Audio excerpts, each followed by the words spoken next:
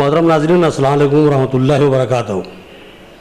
میں ایک اہم موضوع پر ایک اہم شخصیت کے ساتھ گفتگو کرنے کے لیے حاضر ہوا ہوں آپ کے سامنے۔ ایک اہم مدعا ہے جس پر بات کرنا ہے۔ میں اس سے پہلے کہ اپنی بات شروع کروں، آپ کو رمضان مبارک کی دلی مبارکباد پیش کرتا ہوں۔ جیسے کہ آپ جانتے ہیں، اللہ رب العزت نے ہم پر 5 فرائض لاگو کیے ہیں جن کی ادائیگی ہمارے لیے بہت ہی لازم ہے، اور جہاں تک ہم سمجھتے ہیں کہ جو سو جہاں اللہ تعالیٰ نے نماز کی اہمیت کو اجاگر کرتے ہوئے سختی سے حکم دیا ہے کہ نمازوں کی پابندی کرو، وہیں پر اللہ رب العزت نے روزہ اور زکوٰۃ کے تعلق سے بھی تاکید فرمائی ہے اور سختی سے حکم دیا کہ اس سے کوتاہی نہ برتی جائے، ورنہ سخت وعید کی جو سو انتباہی ہم کو ملی ہے۔ تو لہٰذا جو سو نماز، روزہ اور اس کے بعد زکوٰۃ پر ہمیں توجہ دینا بہت ہی ضروری ہے۔ تو زکوٰۃ کا اہم منشا کیا ہے، زکوٰۃ کیوں دی جانی چاہیے اور زکوٰۃ کا صحیح مصرف کیا ہے، اس پر گفتگو لازمی ہے۔ اس سلسلے میں ہم چاہتے ہیں کہ جو ایک بہترین جو زکوٰۃ کے تعلق سے بہت ہی مدلل ہم کو بات بتا سکتے ہیں، ہم ان سے گفتگو کریں۔ میرے ساتھ موجود ہے محترم عبدالجبار صدیقی صاحب، جو زکوٰۃ سینٹر انڈیا کے سیکریٹری قومی سطح کے، اور ہماری خوش قسمتی ہے کہ ہم آج ان کے ساتھ بیٹھے ہوئے نظام آباد کے دور پر ہم نے موقع غنیمت جانا ان سے بات کی اور ان سے گفتگو کے لیے ان کو تیار کیا۔ وہ ہمارے ساتھ موجود ہے زکوٰۃ کی ضمن میں بات کرنے کے لیے اور زکوٰۃ سینٹر کی جو اہمیت کو اجاگر کرنے کے لیے، اور اس کا جو کاز ہے، اس کاز کو کس طرح تکمیل کیا جانا چاہیے اور کس طرح مستحقین کی مدد کی جانی چاہیے، ہم اس پر بات کریں گے ان سے۔ میں آپ کا عوام ٹی وی کی جانب سے خیر مقدم کرتا ہوں اور یہ سوال کرتا ہوں کہ زکوٰۃ سینٹر انڈیا جو ہے آپ کا قائم کردہ ادارہ ہے، اس کا جو قیام کب عمل میں لایا تھا اور اس کی جو کیا خدمات ہے، مختصراً ہمارے ناظرین کے لیے آپ بتائیے۔ جزاک اللہ، شکریہ۔ زکوٰۃ سینٹر انڈیا مسلمانان ہند کا ایک اجتماعی اقدام ہے۔ جیسا کہ اللہ رب العزت نے شہادت کلمے کے بعد 4 عبادات فرض کیے، جس میں نماز ہے، روزہ ہے، زکوٰۃ ہے، حج ہے۔ تو یہ دین کا ایک مزاج ہے کہ ان فرائض کو اللہ تعالیٰ نے اجتماعی عبادات کی شکل دی ہے۔ نماز ہے تو اس کا ایک اجتماعی نظم ہے، مسجد ہے، مؤذن ہے، امام ہے، اور اس کی سب سسٹم ہوتا ہے، کمیٹی ہوتی ہے، انسٹیٹیوشن بن گیا ہے، اور سارے مسلمان انہی اوقات میں نماز پڑھتے ہیں، چاہے وہ ہندوستان میں ہو یا کہ باہر ہے۔ تو پھر اسی طرح سے رمضان میں روزے رکھتے ہیں، یہ بھی ایک اجتماعی نظم ہے کہ سارا ڈسپلن کے ساتھ ہوتا ہے۔ حج بھی اسی طرح سے ہوتا ہے۔ تو زکوٰۃ عبادت بھی یہ تقاضا کرتی ہے کہ مسلمان اس کو اجتماعی طور پر ادا کرے، اور یہ ایک فرض عبادت ہے۔ تو اس فرض عبادت کو ری اسٹیبلش کرنے کے لیے مسلمانان ہند نے یہ فیصلہ کیا کہ اب انفرادی طور پر زکوٰۃ سسٹم جو وہ بھی ایک طریقہ چل رہا تھا، جب اجتماعی نظم نہ تھا تو انفرادی دی جائے، تو وہ کام ہو رہا تھا۔ تو یہ الحمدللہ بڑا کام ہوا ہے کہ اجتماعی نظم قائم ہوا ہے۔ یہ مارچ 2022 کو اس کو ایک ٹرسٹ کی شکل میں رجسٹر کرایا گیا، اور الحمدللہ اب یہ ہندوستان کے مختلف مقامات پر یہ نظام کام کر رہا ہے۔ یہ جہاں کہ اپنے ابھی گفتگو کے دوران بات کی اور بتایا کہ جو پہلے زکوٰۃ انفرادی طور پر دی جاتی تھی، اور جو میں سمجھتا ہوں کہ جیسے کہ حکم ہے کہ اپنے جو قریبی غریب مسکین جو رشتہ دار ہوتے ہیں، دوست احباب ہوتے ہیں، بھائی خوان ہوتے ہیں، پڑوسیاں ہوتے ہیں، ان کو زکوٰۃ دی جائے۔ تو یہاں پر جو اجتماعی نظم کی بات آ رہی ہے، تو آپ اس تعلق سے کیا کہیں گے کہ اس کا حوالہ کہاں سے ملتا ہے ہمیں؟ قرآن مجید میں کہ زکوٰۃ کن لوگوں کو دی جائے، اس کا جواب موجود ہے۔ قرآن کہتا ہے کہ یہ 8 افراد ہیں یا 8 شعبے ہیں، 8 ڈپارٹمنٹ ہیں، ہیڈس ہیں، جہاں پر یہ دی جائے۔ اس میں پہلا نام آتا ہے وہ مفلس کا، کہ غریب کا۔ تو غریب کون؟ کہ وہ آدمی جس کی خرچ آمدنی سے زیادہ ہو اور اس کے پاس 7.5 تولے کا اسٹ موجود نہ ہو، سونے کی شکل۔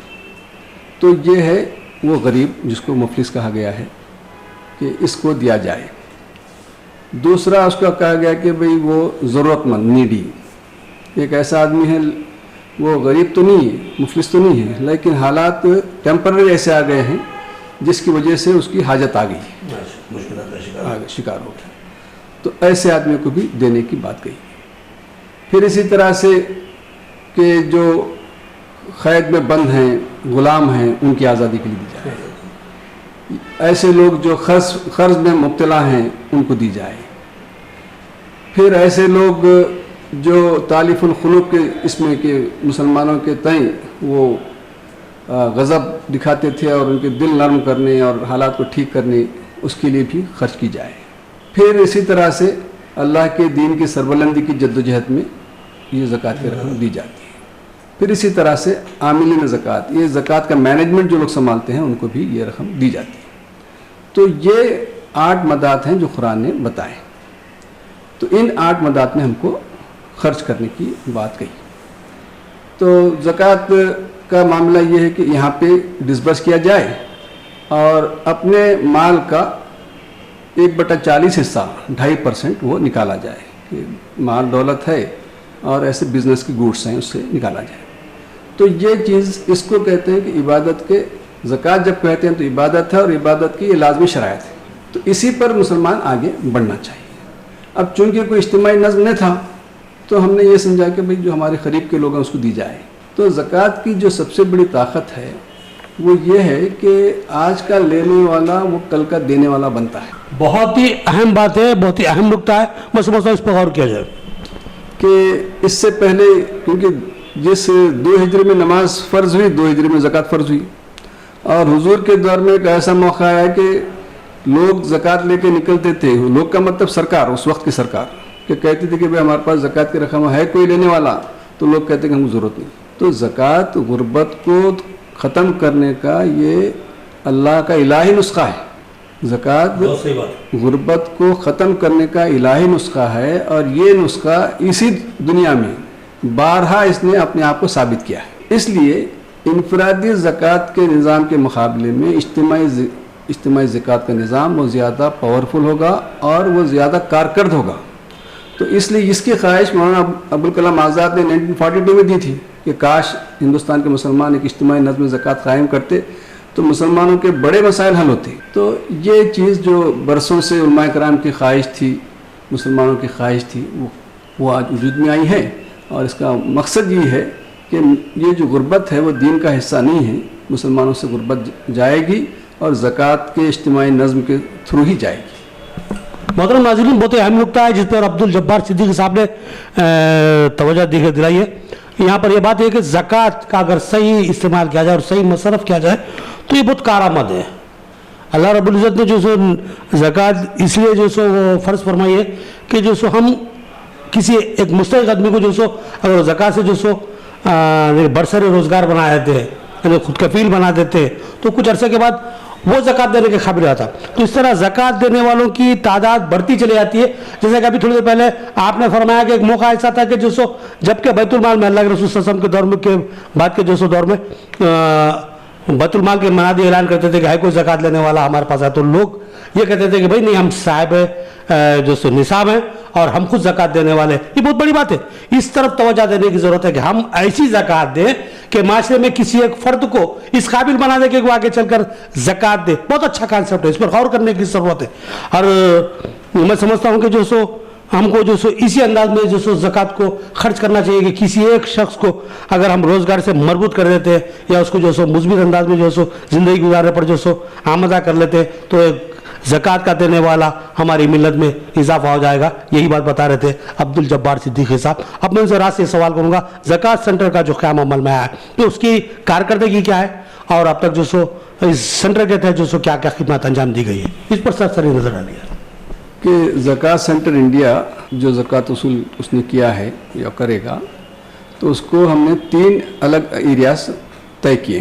تو پہلا ایریا زکوٰۃ وہاں استعمال ہوگی جہاں پہ روزگار کریٹ ہوگا کہ معاشی امداد ایسی کی جائے گی. کیونکہ غربت کا معاملہ یہ ہے کہ غربت جائے گی کیسا سوال ہے. تو دولت آئے گی تو غربت جائے گی. پیسہ کسی کو ٹرانسفر کرنے سے غربت نہیں جائے گی. کہ یہ بات ہے کہ صاحب ہم مسلم نوجوانوں کو یا جو لوگ محنت کش ہیں جن کی آمدنی ان کے خرچ سے بہت کم ہے، ایسے لوگوں کو ہم کیپٹل زکوٰۃ ہم فراہم کریں گے. پھر اس کی نگرانی کریں گے, اس کی ٹریننگ کریں گے, اور اس کو ایک اچھا کاروباری بننے کی حد تک ہم اس کو سپورٹ کرتے رہیں. تو یہ پارٹیسپیٹیو اپروچ ہے زکوٰۃ سینٹر انڈیا کا. ہم یہ سمجھتے ہیں کہ اپنی رقم کسی کو بانٹ دے تو وہ پھر زکوٰۃ دینے کے قابل ہو جائے گا, ایسا کبھی بھی نہیں ہوگا. تو اس لیے ملت کی غربت رقم دینے کے ساتھ تربیت اور نگرانی لازم. بہت اچھی بات ہے, بہت شاندار. کہ یہ بات بہت اہم ہے کہ آپ رقم دینے کے ساتھ تربیت بھی کریں, ٹرین کریں, اور پھر نگرانی کریں. یہ کام زکوٰۃ سینٹر کرے گا جی, اور اور پچھلے سال اس نے کیا ہے. تو پہلا کام یہ. دوسرا کام, آپ کی زکوٰۃ استعمال ہوگی اسکل ڈیولپمنٹ اینڈ ایجوکیشن کے لیے, کیونکہ ہم چاہتے ہیں کہ اسکل ڈیولپمنٹ سے وہ مارکیٹ کا فورس بنے گا, اور مارکیٹ میں وہ پھر پیسہ کمانے کے قابل بن جائے گا. تو اس لیے زکوٰۃ کا دوسرا جو ٹارگٹ ہمارا ہے وہ اسکل ڈیولپمنٹ اور تعلیم. تیسری جو زکوٰۃ کا ہمارا زکوٰۃ سینٹر انڈیا جو چاہتا ہے, جو کر رہا ہے, وہ مواسات. کہ مسلمانوں میں بھی ایسا بڑا طبقہ ہے جو مارکیٹ کا فورس نہیں بن سکتا, خود وہ محنت نہیں کر سکتا. جیسے بزرگ ہیں, مستحق بزرگ لوگ ہیں, بیمار لوگ ہیں, یتیم لوگ ہیں, بیوہ لوگ ہیں. تو ان کو بھی زکوٰۃ سینٹر ہر مہینہ ایڈلٹ کو 1000 روپے پینشن اور بچے کو 500 روپے پینشن. اگر گھر میں 4 لوگ ہیں تو 4000 ملیں گے, فیملی کو 1000 نہیں, فرد کو 1000 کے حصے سے 1 سال کا پینشن ہم نے اس کو سیٹ کیا ہے. تو یہ الحمدللہ کہ جو روزگار کا پلان تھا یہ اتنا بڑا سکسیس ہوا کہ ایک مقام پر یہ تھا کہ صاحب کے پاس بھینس تھی, ایکسیڈنٹ کا شکار ہو گئی, ختم ہو گئی, تو اچانک ان کا کاروبار ختم ہو گیا. زکوٰۃ سینٹر نے ان کو بھینس دلایا تو فوری وہ کام شروع ہو گیا, دودھ دینا, پھر کام آگے بڑھ گیا. تو ایسے پھر سیونگ مشینز کے میرے پاس 448 ہم نے ایسے لوگوں کو کھڑا کیا ہے زکوٰۃ کے پیسوں کی وجہ سے کہ وہ اب اسٹرگل میں آئے ہیں. ہم یہ نہیں کہتے ہیں کہ وہ بہت بڑے بن جائیں گے, ہم برابر ان کے ساتھ سپورٹ کرتے رہیں گے تاکہ مستحکم ہو گئے ہیں اور ہم صاحب نصاب بننے تک سپورٹ کریں گے. ہم ایسا نہیں کہ ایک وقت سپورٹ کر کے ہم بھول جائیں گے. ہم اس کی تربیت کریں گے, مانیٹرنگ کریں گے, نگرانی کریں گے تاکہ وہ صاحب نصاب کی طرف اس کا قدم آگے بڑھے. تو الحمدللہ یہ 3 میدانوں میں 448 فیملیز کو ہم نے روزگار دلایا, اور 66 بچوں کو اسکل ڈیولپمنٹ کے کورسز کرائے, اور پھر 119 افراد کو ہم نے مواسات کی شکل میں 1 سال کا پینشن دیا ہے. بہت شاندار. میں سمجھتا ہوں کہ نبی اقدس صلی اللہ علیہ وسلم کے مبارک دور میں اسی طرح کے بیت المال کا نظم ہوا تھا. ہم کو بہت سی جو ہے سو حدیث کے ذریعے جو سو اس بات کا جو سو علم ہوتا ہے کہ جو سو اس طرح کی زکوٰۃ کا نظم کیا گیا تھا اور وہاں پر بیت المال قائم کیا گیا تھا. حضرت عمر فاروق رضی اللہ عنہ کے دور میں اس بیت المال نے بہت ترقی کر لی تھی, اور ہمیں اس وقت ایک اجتماعی زکوٰۃ سینٹر کی بہت شدید ضرورت تھی. اور جس طرح کے جو سو منصوبہ جات کو لے کر یہ زکوٰۃ سینٹر ہمارے سامنے آیا ہے, اس کی حوصلہ افزائی کرنا ہمارے لیے لازم ہے. اور ملت کے جو سو جیسے کہ 2 باتیں بتائی ہمارے سامنے, 2 باتیں ہیں, یعنی کہ مستحقین کی مدد کرنا, ان کو باضابط کار کرنا, اور دوسری بات ہے ایجوکیشن کی ترقی کے لیے کام کرنا.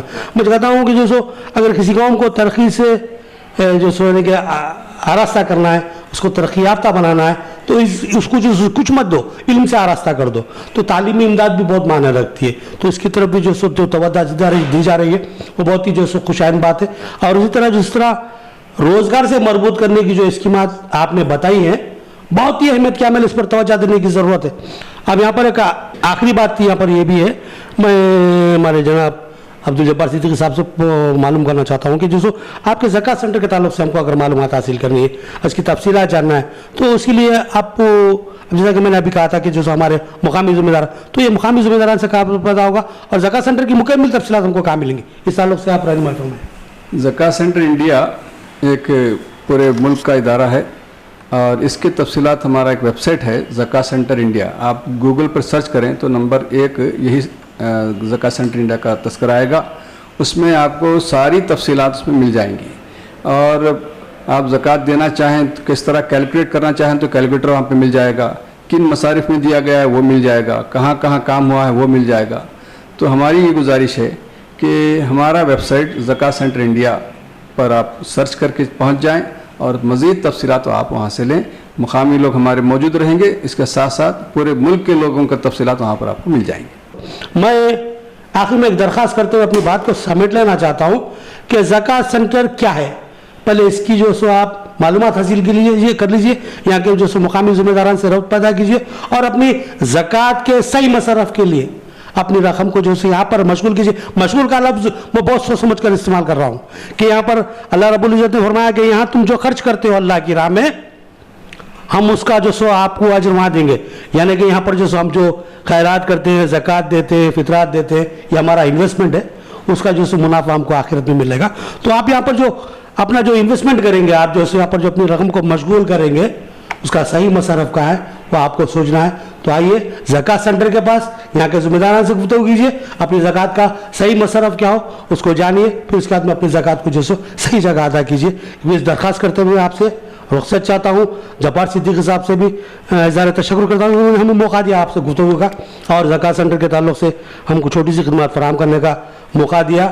اس کے لیے ہم ان کے مشکور ہیں اور آپ تمام سے اجازت چاہتے ہیں. ایک بار پھر رمضان کی مبارکباد اور ہمیں دعا میں یاد رکھنے کی درخواست کرتے ہیں. آپ سے رخصت چاہتے ہیں, اجازت دیجیے. اللہ حافظ.